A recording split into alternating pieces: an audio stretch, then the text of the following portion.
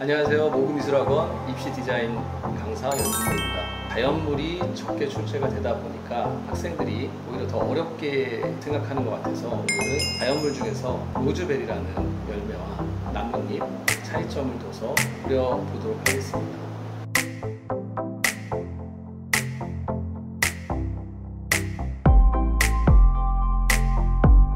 어둠을 좀 꼼꼼히 잡는 편이에요.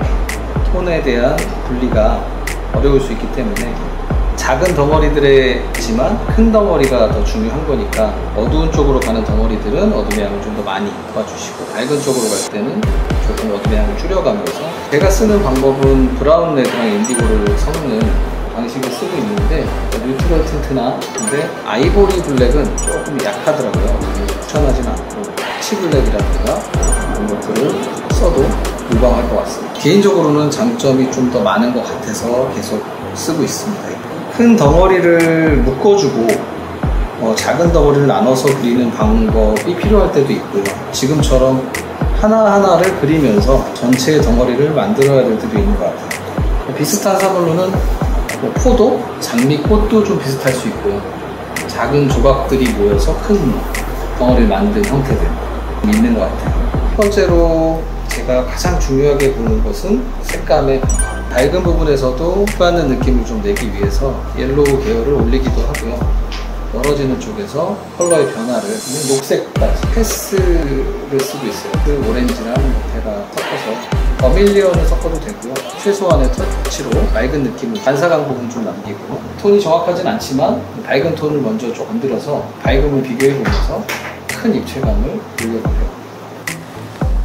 이거 한 번씩 봐줘야 되나요?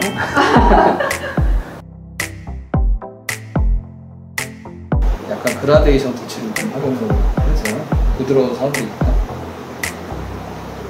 굉장히 어려워하고요. 숙달이 되면 되게 맑은 느낌도 나고 부드러운 질감을 표현할 때는 굉장히 좀 효과적이고 면으로 칠하는 거랑 같이 혼용해서 가리키고 있습니다.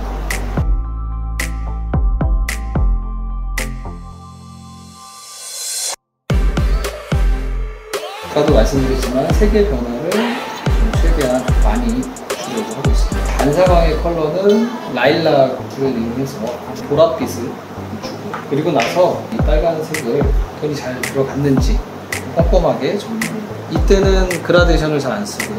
퍼머넌트 레드가 생각보다 어두워서 그거를 다 음영을 어둡게 처리하다 보면 면적이 넓어지다 보니까 더 조심을 해야 되는 것 같아요.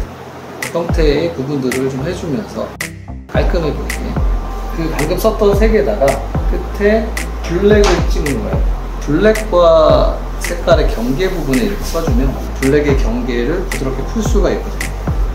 그런 걸 잘 활용해주면 모서리, 이런 외곽 부분들, 틈새, 끝에가 그라데이션 된 붓이기 때문에 조금 정리감이 빨리 나오죠.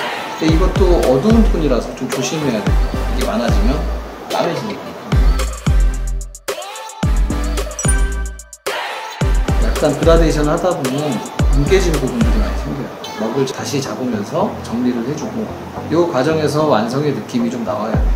화이트로 정리하는 것보다 이 블랙 정리하는 거를 좀 더 신경 쓰라고 얘기를 많이 해주고 처음에는 크게 그냥 어둠만 잡았다면 이제는 블랙으로 할 수 있는 요소까지도 해야 될 것 같아요.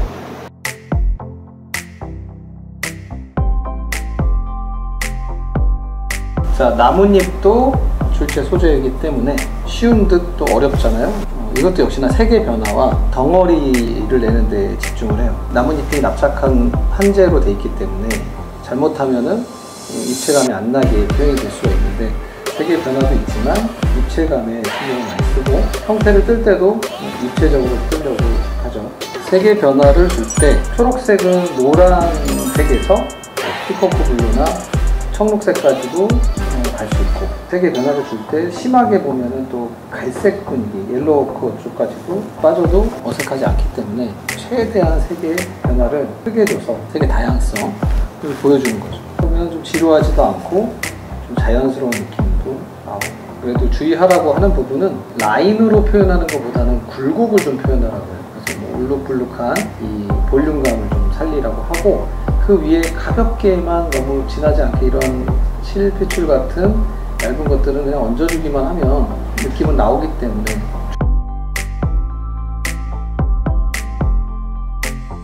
볼륨감들을 좀 생각을 하면서 크게 일단 붓질을 좀 시작하고,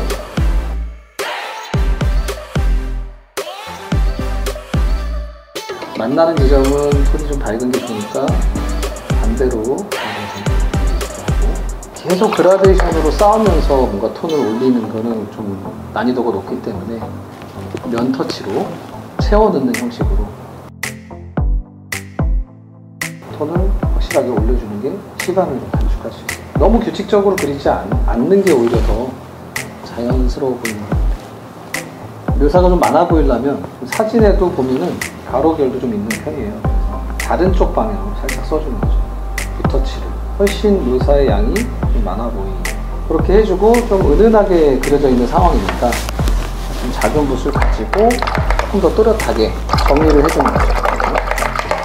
결국에는 묘사에 신경을 쓰지 않는 게 더 자연스러운 것 같다는 결론. 그러니까 결국엔 덩어리만 만든다는 생각으로 붓터치는 하다 보면 이렇게도 나오고 저렇게도 나오잖아요. 물론 어느 정도 인맥의 모양에 담게끔 해주는 건 사실 이런 것도 뭐 남문이 보이게 관찰하는 느낌은 아니잖아요. 보통 자연물을 그릴 때 물방울을 많이 그리죠. 더 신선해 보이고 얘가 좀 더 맛있어 보이게. 정리를 할 때는 외곽 정리가 일단 굉장히 중요하니까 옅은 색연필을 힘을 줘서 정리하는 거가 지저분해지지 않을 것 같아요. 색깔은 완전한 뭐 레드가 아니더라도 난색 계열의 조금 채도 낮은 색깔로 정리하는 것을 추천드리고, 생략을 살짝 해도 괜찮을 것 같아요. 다 따지 않아서.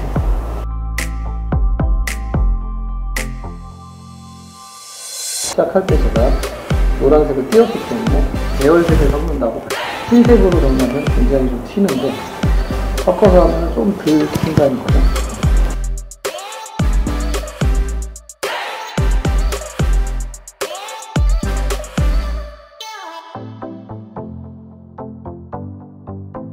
한번 어두운 쪽도 빨간색을 좀 섞어서 해주면 삐뚤빼뚤한 거를 어느 정도 좀 잡아줄 수가 있어요. 다른 부분보다 확실히 얘가 제일 밝다, 얘가 주인공이다.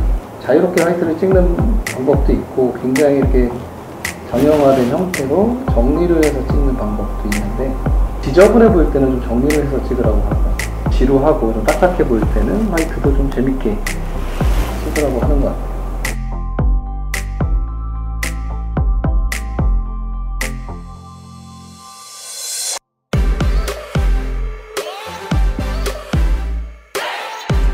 그림을 잘 그리는 친구들은 많아요.